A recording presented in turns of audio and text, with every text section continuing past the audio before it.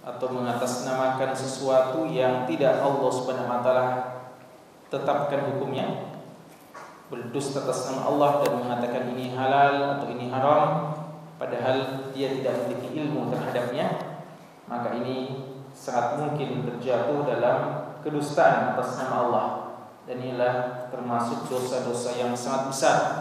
Bahkan kita sudah sebutkan kutipan dari Imam Ibnu Qayyim al-Jauziyah rahimahullah yang menyebutkan istinbat dari firman Allah di surat Al-A'raf ayat ke-33 yang mengatakan berbicara atas nama Allah, berbicara tanpa ilmu atas nama Allah, maka itu lebih besar dari dosa kesyirikan. Dan juga kita sudah sebutkan berdusta atas nama Nabi sallallahu alaihi wasallam termasuk dosa yang sangat besar, dan secara umum berdusta atas nama manusia, mengatakan si fulan mengatakan begini atau si fulan melakukan begini padahal kita sendiri yang membuat perkataan tersebut atau perbuatan tersebut, atau mungkin kita cuma sekedar menyangka dia mengatakan atau melakukan hal tersebut, lalu kita tergesa-gesa untuk menuduh saudara kita dengan tuduhan yang tidak. Ini termasuk kedustaan yang sangat berbahaya dan berlaku padanya kaidah wa qad khaba man iftara, dan sungguh celakalah, merugilah orang yang melakukan kedustaan. Dan kita sudah sebutkan beberapa contoh-contoh tentang kedustaan yang dikutip oleh Syekh. Di antaranya adalah kepada para ulama, ya seperti kisah Ahmad bin Nasr al-Khuzai yang di zaman Al-Wathiq, dan bagaimana Al-Mutawakkil 'ala Allah menjelaskan kebatilan dusta yang seperti itu. Dan ini juga mengingatkan kita kisah Imam Bukhari rahimahullah taala yang ketika beliau diminta oleh pemimpin di kotanya setelah Imam Bukhari rahimahullah taala pulang ke negerinya dari petualangan beliau menuntut ilmu, rihlah menuntut ilmu yang sangat panjang di berbagai penjuru dunia yang ada markas-markas ilmunya, dan akhirnya beliau pulang ke negerinya. Maka berbahagialah, senanglah penduduk Bukhara dengan kedatangan imam yang sudah mereka tunggu-tunggu, kedatangan ulama yang sudah terkenal di dunia yang berasal dari negeri mereka. Maka tidak disia-siakan keberadaan beliau di Bukhara. Mereka menghadiri majlis-majlis ilmu dari Imam Bukhari rahimahullah taala.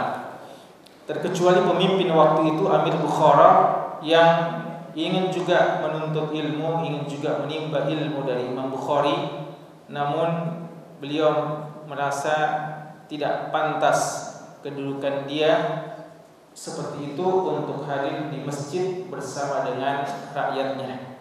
Maka dia minta secara khusus Imam Bukhari rahimahullah taala untuk datang ke rumahnya, mengajarkan beliau dan anak-anaknya At-Tarikh Al-Kabir dan buku-buku Imam Bukhari lainnya. Jadi maksud yang bagus sebenarnya, yang seorang pemimpin mau belajar dan dengan keluarganya sekalian, mau privat dengan seorang imam.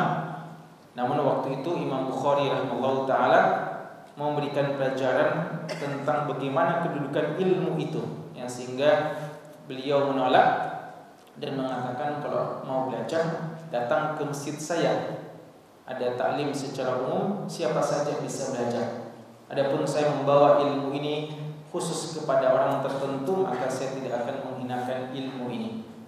Dan singkatnya, pemimpin tersebut merasa tidak enak dan marah dengan Imam Bukhari dan menyuruh dua orang untuk memfitnah Imam Bukhari terhadap akidah beliau.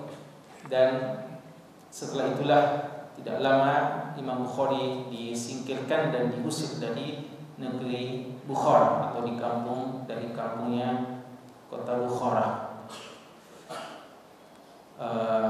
Dan Imam Bukhari akhirnya berdoa dan mendoakan kejelekan kepada mereka-mereka yang telah menzaliminya dan memfitnahnya.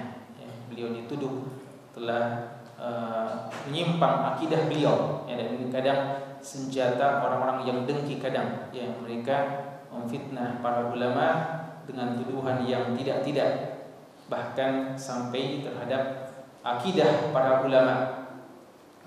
Dan akhirnya tidak lama amir tersebut dipecat oleh khalifah, dan orang-orang yang ikut menyertainya menyebarkan tuduhan keji itu juga terfitnah pada keluarga dan anak-anak mereka. Dan ini pelajaran penting bagi semua orang yang suka membuat fitnahan-fitnahan, tuduhan-tuduhan kepada orang-orang tanpa bukti yang benar, tanpa alasan yang benar.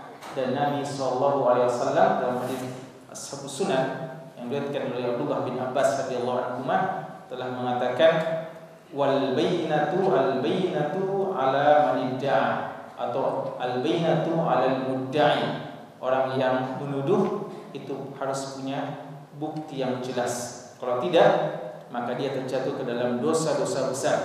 Nabi SAW dalam hadis Bukhari Muslim yang terkenal, beliau mengatakan, ijtanibu sab'al mubiqat, jauhilah 7 dosa yang paling besar yang bisa membinasakan. Dan salah satunya yang beliau sebutkan adalah qadhful muhsanatil mu'minat al-ghafilat, menuduh wanita-wanita yang bersih, wanita-wanita mukminah, menuduh sebagai orang-orang yang rusak atau wanita-wanita pezina dan semacamnya. Tuduhan terhadap orang-orang yang baik ini termasuk di antara dosa-dosa yang terbesar, di antara dosa-dosa yang terbesar, dan tidak akan beruntung di dunia dan apatah lagi di akhirat. Berlaku baginya wa qad khaba man iftara. Tersisa satu contoh yang disebutkan oleh Syekh yang tidak sempat kita bacakan tadi malam. Kita bacakan dulu sebelum kita melangkah ke kaidah yang ke-6 malam ini, giliran al-qaidah as-sadisah. Kita bacakan dulu sisa dari contoh yang disebutkan oleh Syekh tentang bahaya orang yang membuat tuduhan atau kedustaan terhadap saudaranya, memfitnah, bahasa Indonesianya yang lebih populer, menfitnah. Walaupun dalam bahasa Arab atau istilah Arab tidak, fitnah bukanlah bermakna yang seperti itu. Syekh menyebutkan contoh ketiga, dan ini juga contoh yang terjadi di zaman ini. Kisah seseorang, ini nampaknya di Saudi ini kejadiannya, yang bernama Al-Hamad, Hamad. Orang ini mengatakan, dulu saya waktu masih SMA, kuntu taliban fil marhalah tsanawiyah, waktu saya masih di tsanawiyah. Dan kalau istilah bahasa Arab tsanawiyah itu adalah SMA, walaupun kalau kita biasanya madrasah tsanawiyah SMP, aliyah SMA. Kalau di Arab al-mutawassithah itu yang SMP, lalu al-tsanawiyah itu SMA. Beliau mengatakan, orang ini mengatakan, dulu waktu saya SMA, saya pernah bertengkar dengan seorang teman saya, salah seorang teman saya yang merupakan bintang pelajar, salah seorang yang terkenal atau salah seorang yang selalu mendapatkan ranking teratas dalam pelajaran. Maka orang ini, Hamad ini mengatakan, faqarrtu ba'da tilkal musyajarah an udammir mustaqbalahu. Karena dia jengkel bertengkar dengan temannya itu, dia katakan, saya sudah meniatkan akan menghancurkan masa depan temanku itu. Fahadartu zata yawmin mubakir. Apa yang dia lakukan? Dan ini kalau sudah begitu benci, ya, dendam kepada seseorang, maka suatu hari pagi-pagi dia pergi ke sekolahnya. Fa hadartu data yawmin mubakkira ila al-madrasah wa ma'i majmu'ah min sajail al-hashish, ya. Jadi waktu itu dia bawa sesuatu, ya. Jadi dia mirip-mirip narkoba, ya. Allati kunna nata'ataha, ya, yang kami dulu mengonsumsinya. Jadi ini memang orang rusak ini, ya. Dia yang mengonsumsi barang terlarang itu, dan dia mau fitnah temannya itu yang tadi dia bertengkar dengannya. Wa wada'tuha fi haqibati dzalika at-talib. Jadi dia cepat-cepat ke sekolah dan dia masukkan barang terlarang itu, ya, barang haram itu ke tas dari temannya. Summa talabtu min ahli asdiqai iblag asy-syurta. Lalu apa yang dilakukan? Dia suruh temannya yang lain, ya, si C, untuk melaporkan ke polisi bahwa si fulan itu adalah pengedar narkoba. Iblag syurta bi anna fil madrasah murawij al-mukhaddirat. Bahwa di sekolah kita ini ada orang pengedar narkoba. Wabil fi'l tammatil khittah binajah. Maksudnya tujuan ini berhasil. Tujuan ini berhasil, dan wa kunna nahnu syuhud alladziina nastakhdim al-mukhaddirat. Ya, mereka dia dan teman-teman yang selama ini mengonsumsi barang tersebut merasa lega dan telah menang dan berhasil memfitnah saudaranya. Dia yang selama ini mengonsumsi, tapi dia yang justru tuduh temannya, dan akhirnya temannya diamankan. Apa selanjutnya yang terjadi? Hamad mengatakan, wa mundu dalikal yawm wa ana u'ani natijata zulm alladhi sana'tuhu biyadi.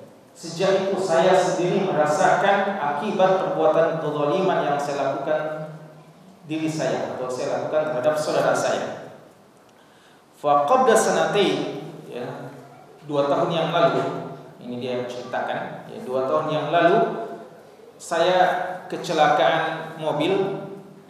Faqadtu bisababihi yadil yumna. Yang kecelakaan yang mobil menyebabkan hilang tangan kananku, ya. Kejadian itu, kecelakaan itu, dan tangannya sudah hilang, ya, patah mungkin atau hilang, dia bahasakan sini faqadtu. Maka kayaknya dia sudah mau menyesal, minta maaf. Dia pergi ke temannya itu untuk minta maaf. Atlubu minhu samah, saya mau minta maaf kepadanya. Walakinnahu rafadha, tapi dia tidak mau memaafkan, ya. Dan ini haknya, ya, haknya. Kalau dia memaafkan itu yang terbaik. Tapi kalau dia tidak memaafkan, maka itu adalah haknya. Li'annani tasabbabtu fi tashwih sum'atihi baina aqaribihi hatta sara syakhsan manbudhan min al-jami'.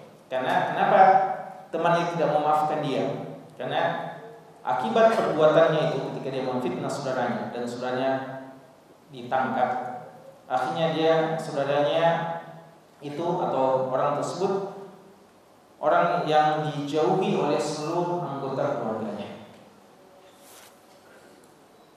Wa akhbarani bi annahu yadu alayya kulla lailah, dan dia mengatakan, orang itu mengatakan, korban tadi mengatakan, saya mendoakan kepada orang zalim itu, ya, dan inilah dia Hamad, setiap malamnya, ya, saya sudah mendoakan sejak saya tahu bahwa ini difitnah, saya doakan kehancuran, kejelekan kepada orang yang mendolimi saya. Li'annahu khasira kulla syai' bisabab tilkal fadhiha. Karena akibat perbuatan itu, akibat tuduhan dan fitnah itu, hilanglah segala sesuatu, ya, hancur masa depannya. Wa li'anna da'watal mazlum laisa bainahu wa bainallahi hijab. Dan doanya orang yang dizalimi tidak ada perantara atau tidak ada halangan baginya dengan Allah Subhanahu wa taala. Bahkan dalam riwayat, walau kana fajiran, walaupun dia orang yang berdosa, walaupun orang tidak baik, Tapi kalau dia dizalimi dan dia doakan kejelekan kepada orang yang mendoliminya, maka doanya dikabulkan oleh Allah. Dan ini yang Allah maksudkan, la yuhibbullahu al-jahra bis-su'i minal qaul illa man zulim. Allah tidak suka perkataan tidak baik kecuali orang yang dizalimi. Allah berikan kesempatan kepada dia untuk mengatakan yang tidak baik kepada orang yang mendoliminya. Bahkan dalam sebagian riwayat hadis Nabi SAW mengatakan, walau kana kafira, walaupun orang kafir, yang seharusnya orang kafir itu doanya tidak dikabulkan, tapi kalau dia dizalimi lalu dia berdoa, maka doanya dikabulkan oleh Allah Subhanahu wa taala. Ini perkecualian. Lalu kata Hamad, faqad istajaba Allahu da'watahu. Allah mengabulkan doanya. Ya. Sehingga saya sampai kecelakaan dan tangan saya yang kanan hilang. Bahkan kata Hamad, faha ana bil idafa ila yadi al mafqudah asbahtu muq'adan ala kursi mutaharrik natijat hadits akhar. Bahkan setelah itu, sekarang saya ini keadaan saya cuma bisa berada di atas kursi roda disebabkan kecelakaan yang kedua yang saya alami. Ya. Dan beliau mengatakan, wa ma'a anni a'ishu hayatan ta'isah, sekarang kehidupan saya kehidupan yang serba susah. Kata Hamad, fa inni akhafu minal maut. Di samping saya sudah serba susah sekarang, gerakan sangat terbatas. Sekarang pun saya juga sangat khawatir meninggal dunia. Li'anni akhsha uqubata rabbil ibad. Karena menanti saya lagi hukuman yang datang dari Allah Subhanahu wa taala. Yang beliau katakan, sekarang saya sudah rasakan akibat perbuatan saya itu di dunia, dan saya khawatir apa lagi yang akan saya dapatkan ketika saya meninggal dunia bertemu dengan Allah Subhanahu wa taala. Ini khas kalian yang pelajaran yang sangat berharga ya bagi kita. Firman Allah Subhanahu wa taala, wa qad khaba man iftara. Sungguh sangat celaka orang yang melakukan kedustaan kepada sesama manusia, apalagi kepada Nabi sallallahu alaihi wasallam, dan apalagi kepada Allah Subhanahu wa taala.